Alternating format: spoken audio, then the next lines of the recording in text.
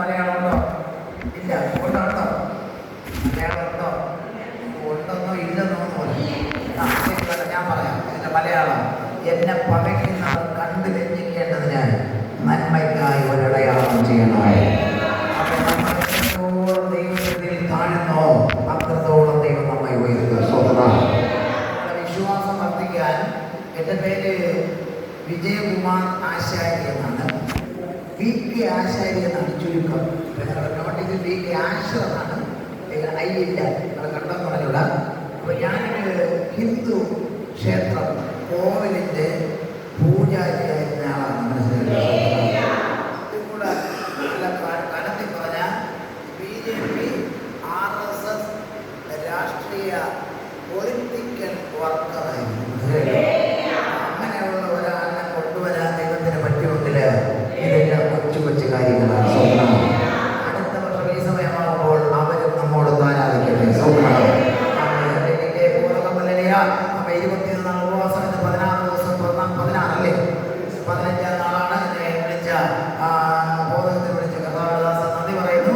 എന്നെ ആർക്കും അറിഞ്ഞുകൂടാ, അതിനെ ഓർത്ത് ഞാൻ ദൈവത്തെ സ്തുതിക്കുന്നു. സ്വപ്നം അപ്പോൾ 1 മണിക്ക് തന്നെ നിർത്തും. നിങ്ങൾ അരമണി പാരപ്പണ്ണ ഇടയ്ക്കൊക്കെ പാട്ട് പാടും. മലയാളത്തെ അറിയാനുള്ള പാട്ടൊക്കെ കൂടെ പാടണം, ഇല്ലെങ്കിൽ കൈയടിക്കണം. ഓർമ്മ നന്നേ പറ്റും. മനസ്സിലായിട്ട് സ്വപ്നം ആ ഗ്യാപ്പിൽ എനിക്ക് ഒരുപാട് കാര്യങ്ങൾ ചെയ്യാറുണ്ട്. ഒരിക്കൽ കൂടെ ഈ ഉപവാസ പ്രാർത്ഥനയിൽ എന്നെ ക്ഷണിച്ച കർത്താവിന് നന്ദി പറഞ്ഞുകൊണ്ട് ഞാൻ ശുശ്രൂഷയിലേക്ക് പ്രവേശിക്കുന്നു. സ്വന്തം നമ്മുടെ വാക്യം മറ്റൊന്നാണെങ്കിലും നമ്മെ ബോധകത്തിന് മുന്നാടി ഒരു വചനം.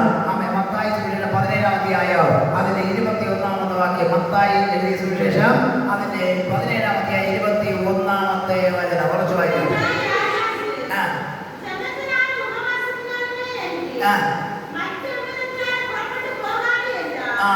ഈ നിങ്ങൾക്ക് കടുക് വിതയുടെ വിശ്വാസമുള്ളിലിരുന്നാൽ ഈ മലയോട് ഇവിടുന്ന് പറഞ്ഞ് കടലിൽ പോകാൻ പറഞ്ഞാൽ അങ്ങനെ സംഭവിക്കും. സ്വന്തം ഉള്ളിൽ തേങ്ങയുണ്ട്, മാങ്ങയുണ്ട്, ചക്കയുണ്ട്, ഒക്കെ ഉണ്ട്.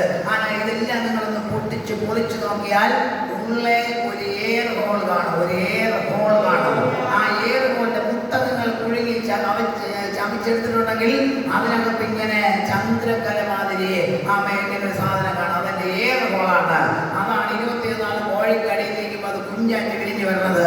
ഈ ഉലകിലുള്ള സകല സാധനങ്ങൾക്ക് ഉള്ളേ ഒരു എയർ ഹോൾ, ഒരു ആഴം, ഒരു പൊള്ള ഇരിക്കുമ്പോൾ ഉള്ളിൽ പൊള്ളയില്ലാത്ത ഒരേ ഒരു വിധ കടുക് വിധ മാത്രമാണ്. അത് ചെറുതെങ്കിലും നിറഞ്ഞിരിക്കുന്നതാണ്. നിങ്ങളൊരു ഏഴയാളാണെങ്കിലും നിങ്ങൾക്കൊരു നിറവുള്ള വിശ്വാസമുണ്ടെങ്കിൽ, നിങ്ങളൊരു പാവപ്പെട്ട വീട്ടിലെ വിശ്വാസിയെങ്കിൽ, നിങ്ങൾക്കൊരു പൂർണ്ണ വിശ്വാസമുണ്ടെങ്കിൽ ഈ മലയോട്, ഈ പ്രശ്നത്തോട്, ഈ രോഗത്തോട്, ഈ കടത്തോട്, സങ്കടത്തോട് പറഞ്ഞ് ആഴത്തിലോട്ട് പോകാൻ പറഞ്ഞാൽ അങ്ങനെ സംഭവിക്കും. സ്വതന്ത്ര ഈ ഉപവാസ പ്രാർത്ഥന കൊണ്ട് ഉൾക്കണ്ണ് തുറക്കട്ടെ, നമ്മുടെ കണ്ണ് തുറക്കട്ടെ, അകത്ത മനുഷ്യൻ ശക്തി പ്രാപിക്കട്ടെ. ആത്മീയ കോളത്തിൽ നിൽക്കുമ്പോൾ പ്രശ്നങ്ങളും പ്രതികൂലങ്ങളും ഒക്കെ വരും. അതൊന്നും കണക്കാക്കണ്ട. നമുക്ക് മുന്നാടിയുള്ളവർ ഇതിനേക്കാൾ ഒരുപാട് അനുഭവിച്ചവരാണ്.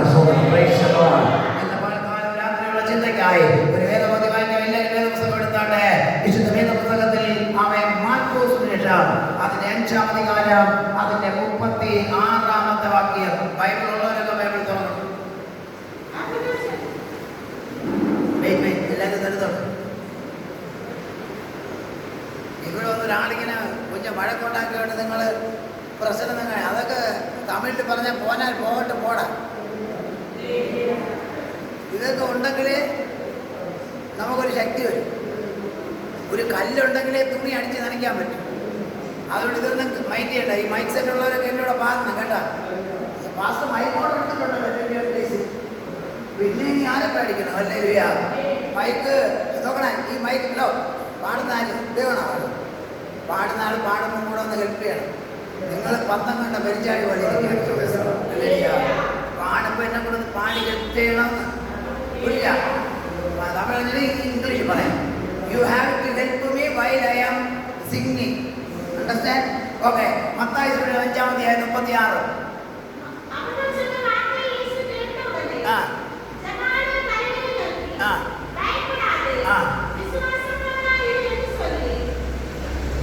അവർ ചൊല്ലിയ വാർത്തയെ കേട്ടിട്ട് യേശു ജപ ആലയ തലവനെ നോക്കി ഭയപ്പെടാതെ വിശ്വാസമുള്ളവനായി എന്ന് പറഞ്ഞു. സ്വതന്ത്രം മലയാളത്തിൽ പറയുന്നത് യേശു ആ വാക്ക് കാര്യമാക്കാതെ പള്ളിപ്രമാണിയോട് ഭയപ്പെടേണ്ട, വിശ്വസിക്കുക മാത്രം ചെയ്യുക എന്ന് പറഞ്ഞു. സ്വതന്ത്രം ഇംഗ്ലീഷ് ബൈബിൾ പറയുന്നത് ഇഗ്നോറിംഗ് ദാറ്റ് സില്ലി വേർഡ്. എന്താണ് ഇഗ്നോറിംഗ്?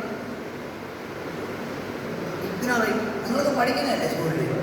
ഇഗ്നോർ എന്ന വാക്കിന്റെ മീനിങ് എന്നാ? Not mind. Not mine. For ignoring that silly word. എന്നാ വേർഡ്? ആ 35 വായിക്കണം. ഇപ്പിടി പേശിക്കൊണ്ടിരിക്കെ വായിക്കണം.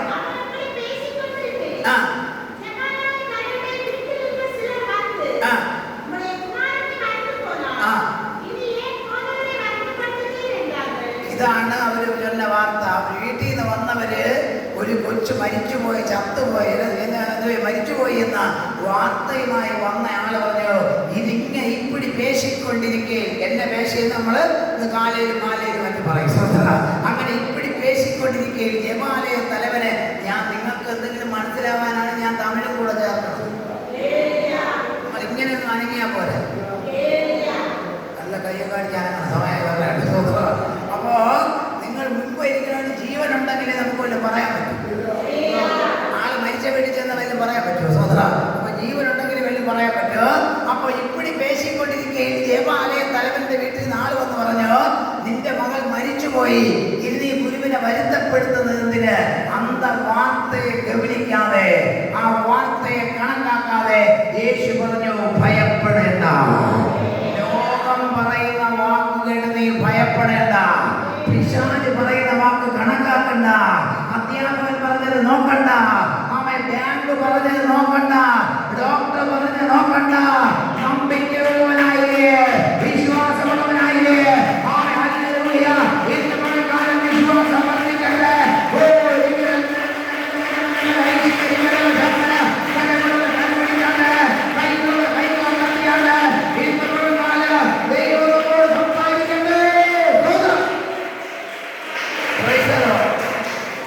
വേദപുസ്തകത്തിൽ എത്ര സുവിശേഷകർക്ക്? 4. മത്തായി, മാർക്ക്, ലൂക്ക, യോവാൻ. നിങ്ങൾ ഈ റേഡിയോ അറിയാം? റേഡിയോ ശരിയാണ്. പാട്ട് കേട്ടു. പാട്ട് കേട്ട് ഇങ്ങനെ ഇരിക്കുമോ? അത് ഇങ്ങോട്ട് നിങ്ങളും കൂടെ വാ തുറന്ന് വാ ഇല്ലെന്നൊക്കെ പറഞ്ഞു. ജീവനുള്ളവരുടെ ദേശത്ത് ജീവനോടെ ഇരിക്കും. അപ്പോൾ കുറച്ചുകൂടെ കഴിഞ്ഞ് പോകുമ്പോൾ നിങ്ങൾ അനങ്ങിക്കോളും, കുഴപ്പമില്ല, ഞാനൊക്കെ അല്ലേയാ. അപ്പോൾ കാര്യത്തിലോട്ട് വരാം. മത്തായിയിൽ യേശുവിനെ ആരായിട്ടാണ് പ്രസന്റ് ചെയ്യണത്? മത്തായി ആർക്ക് എഴുതി? യൂതർക്കാണ് എഴുതിയത്. യൂതന്മാർക്ക് അപ്പനുടെ അമ്മയുടെ കുലം പറയണം. അതാണ് ദാവീദിന്റെ സന്തതിയായെന്ന് പറഞ്ഞ് ഇങ്ങനെ പ്രകാറ്റ് പറഞ്ഞത്. യൂതർക്ക് എഴുതിയോട്ടാണ്. യേശുവിനെ മത്തായിൽ ആരായിട്ടാണ് പറയുന്നത്? രാജാവായിട്ടാണ്. 2-ാം അധ്യായം 2-ാം വാക്യം വായിച്ചാണ്. 2-ാം അധികാരം 2-ാം വാക്യം. മത്തായി 2-ാം അധികാരം 2-ാം വാക്യം. ആ യഹൂദന്മാരുടെ രാജാവായി ജനിച്ചവൻ.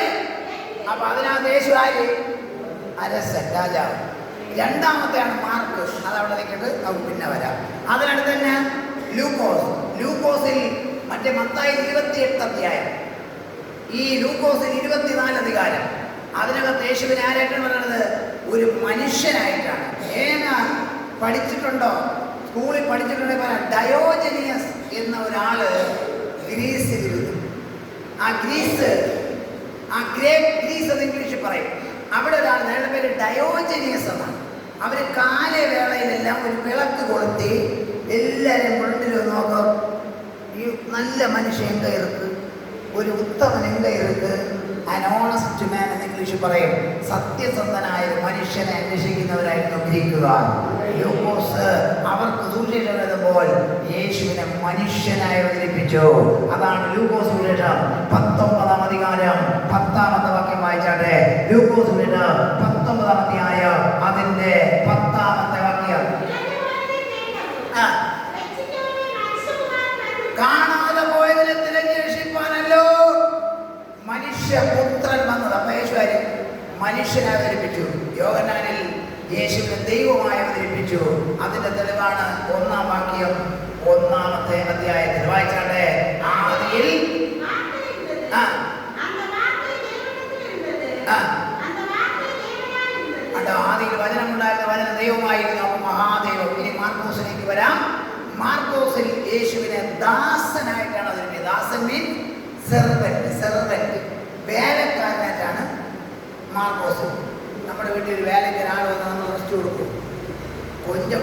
ഹിന്ദുക്കൾ കൊടുത്താലും ക്രിസ്ത്യാനികൾ കൊടുക്കാതെ അത് ചെയ്ത ഉടനെ ഇത് ചെയ്യും, ഇത് ചെയ്ത ഉടനെ അത് ചെയ്യും, അപ്പടി ചെയ്യും, ഇപ്പടി ക്യുക്കിലി എന്ന് പറയും. ഇതിനകത്ത് യേശുദാസനാണ്. 1-ാം അധികാരം 10-ാമത്തെ വാക്യം വായിച്ചാട്ടെ. മാർക്കോസ് 1:10. വെള്ളത്തിൽ നിന്ന് കരയെ കയറിയ ഉടനെ. അപ്പൊ ഉടനെ എന്ന് പറഞ്ഞാൽ ക്യുക്കിലി, പെട്ടെന്ന്. ഇത് 2-ാം വാക്യം കണ്ട. ഉടനെ വാസപ്പടി പോലും ഇടമില്ലാതെ. 3-ാം അധികാരം 6-ാം വചനം കണ്ട. ഉടനെ ക്യുക്കിലി. 4-ാം അധ്യായം അതിന്റെ 15-ാമത്തെ വാക്യം കണ്ട. വചനത്തെ കേട്ട് ഉടനെ ക്യുക്കിലി. ഇനി 5-ാം അധികാരം 2-ാം വാക്യം ഇറങ്ങിയ ഉടനെ അതിന്റെ 30-ാം വാക്യം കണ്ട. ഉടനെ. ഇനി 42-ാം വാക്യം. മതി നിങ്ങൾ ഇനി എന്നെ നോക്കി. ഞാൻ ഇത്രയും കണ്ടുപിടിച്ച് ഉടനെ കൊണ്ടുവന്നിട്ട് ഒരു സന്തോഷമില്ലല്ലോ. നിങ്ങൾ നോക്കി വായിക്കുമ്പോഴേ തെറ്റില്ല. അപ്പൊ ഞാൻ കാണാതെ പഠിച്ചു വന്നെങ്കിൽ നല്ല ഇറക്കുകയെന്ന് പറഞ്ഞ സ്വന്തം പറയട്ടെ. സ്വന്തം ഹല്ലേലൂയ. നമുക്ക് പറ്റാത്തത് വേറൊരാളിൽ പറ്റുമെങ്കിൽ പുറാമയില്ലെങ്കിൽ ഒരു ഹല്ലേലൂയ പറയണം. സ്വന്തം. അപ്പൊ 16 അധികാരത്തിൽ എങ്ക ഇരിക്ക് ഉടനെ എനിക്കറിയാം. പക്ഷെ അത് പറഞ്ഞു തരുമ്പോൾ 1 മണിയാവും. അതുകൊണ്ടാണ് ഞാൻ കട്ട് ചെയ്തത്. സ്വന്തം. അപ്പൊ ഉടനെ ക്യുക്കിലി എന്ന് പറഞ്ഞുകൊണ്ട് മാർക്കോസ് എഴുതുകയാണ്. മാർക്കോസ് എഴുതൽ യേശുവിനെ ദാസനായിട്ട് അവതരിപ്പിക്കുന്നു. ഇനി മാർക്കോസിനെ കുറിച്ച് ഞാൻ രാത്രി അല്പം കൂടെ വിശദമായി പറയും. അവൻ നിങ്ങൾ ശ്രദ്ധിച്ച് ഗൗനിച്ചിരുന്നാട്ടെ. സ്വന്തം. അവൻ അവിടെ എപ്പടി പേശിക്കൊണ്ടിരിക്കയിൽ അതാണ് എന്റെ മുകളിലോട്ടുള്ള കാര്യം. അതുപോലെ പിന്നെ പറയും. ജപാലയ തലവന്റെ വീട്ടിൽ നാളെ വന്ന് പറഞ്ഞു, നിന്റെ മകൾ മരിച്ചുപോയി. യേശു മൈൻഡ് ചെയ്തില്ല. ആ വാക്ക് കാര്യമാക്കാതെ പറഞ്ഞു, നമ്പിക്കയുള്ളവനായി. സ്വന്തം. ഇന്ന് നമ്പിക്കയുള്ളവനായിരിക്കാം.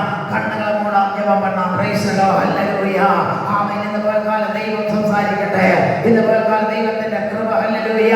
ആമേൻ. വ്യാപരിക്കട്ടെ. ഹല്ലേലൂയ. സ്തോത്രം. ഹല്ലേലൂയ. നന്ദിയോടെ സ്തോത്രം. ആമേൻ. ഹല്ലേലൂയ. എല്ലാവരും വായിക്കുന്ന ദൈവത്തെ സ്തുതിക്കാം. ഈ 15-ാമത്തെ നാൾ ദൈവത്തിന്റെ പ്രവൃത്തി ഇറങ്ങട്ടെ.